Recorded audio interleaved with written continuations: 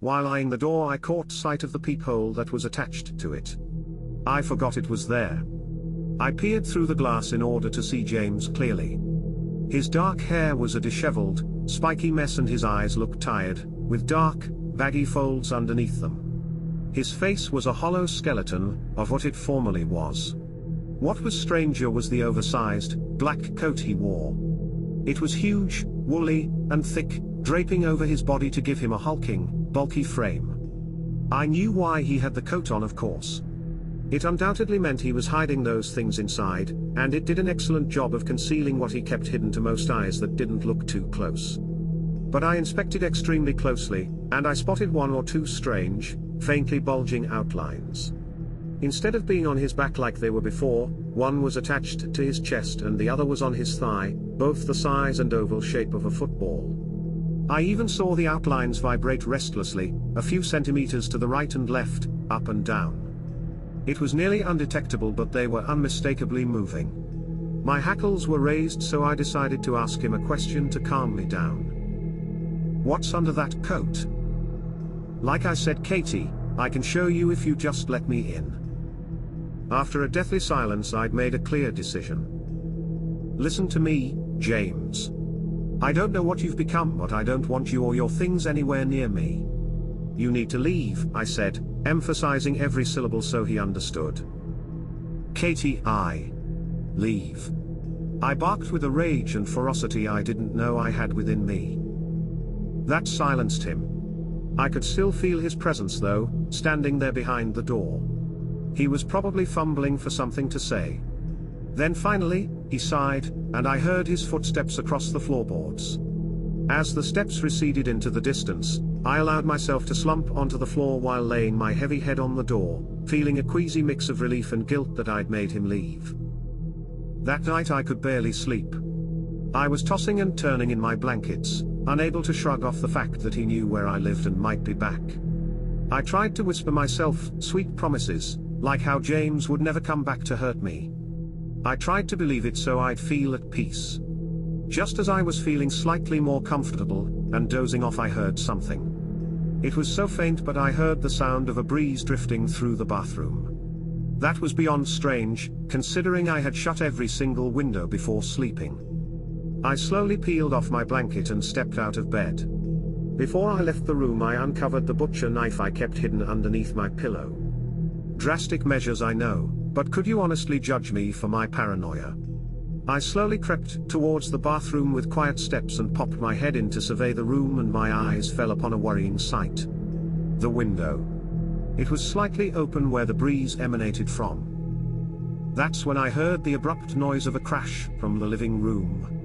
My heart lurched, and I nearly jumped in my spot. I swiftly turned around to face the short passage that led to the living room.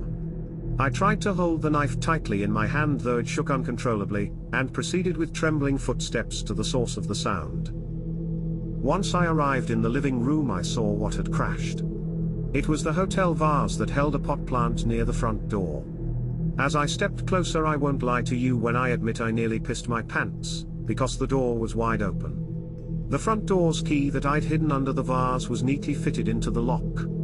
The door wasn't even broken, and there were no signs of forced entry.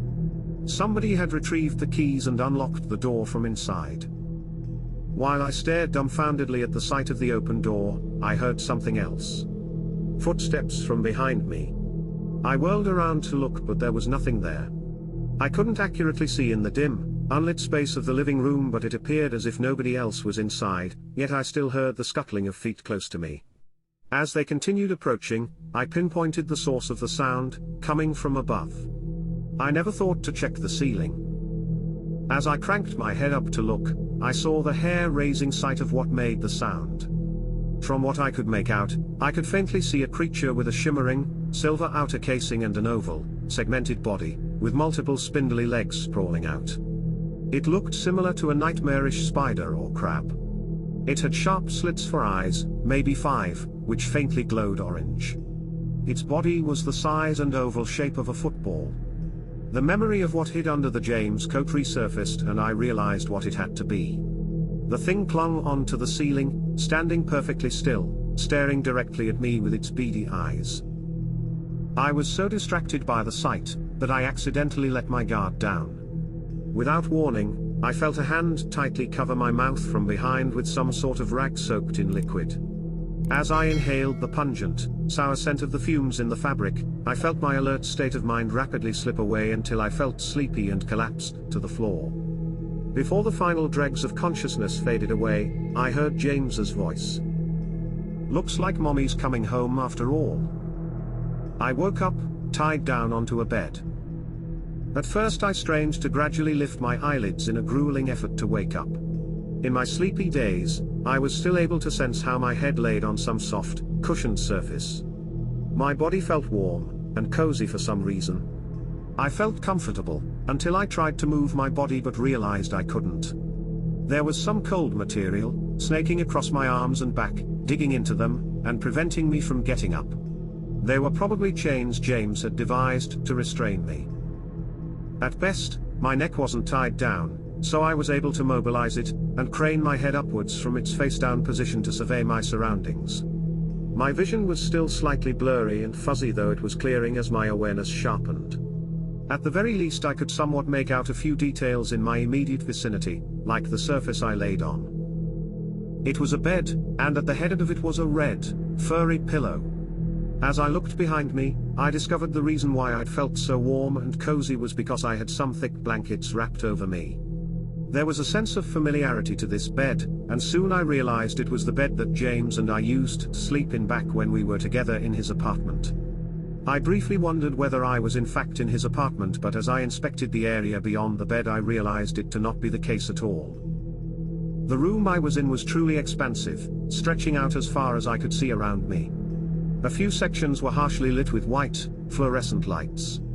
Most sections were unlit, blotted in darkness. Luckily my own section was lit.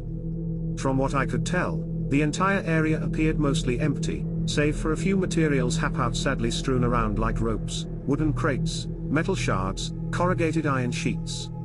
The walls and floor were made of dull, grey concrete, which was cracking and buckling in some places. A thick layer of dust has settled over the floor, signaling to me that I'm in a place that has not been well cleaned or maintained. From all these clues I figure out I might be in some abandoned factory or warehouse. I notice that the place is devoid of windows. This meant I couldn't even look out of the place to have some sort of idea of where this building was situated. James had likely chosen this secret location on purpose. There were no doors either, but I did see at a far corner, on the front side furthest from the bed, there were some stairs which led upwards into a small balcony leading to a single door, painted blue. That's it. That's all my neck allowed me to see after straining it in different directions. I had no other clues for where I was. Soon my single source of answers had arrived because I heard that blue door creak open, and footsteps walking across the balcony and down the stairs. I knew who it was before I even saw their face. As the tiny figure in the distance grew as they approached, their features became more apparent to me. I want to extend a massive thank you to all our listeners for being part of our exciting episode. Your support is what makes this podcast possible, and we are thrilled to have you with us on this journey. If you enjoyed our adventure into the unknown today, please share this podcast with your fellow thrill seekers.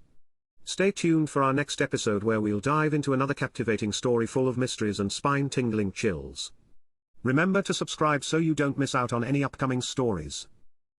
Until next time, keep your eyes open, your hearts brave, and your lights on. After all, you never know what's lurking in the shadows. This is your host, signing off. Stay safe and keep exploring the unexplored.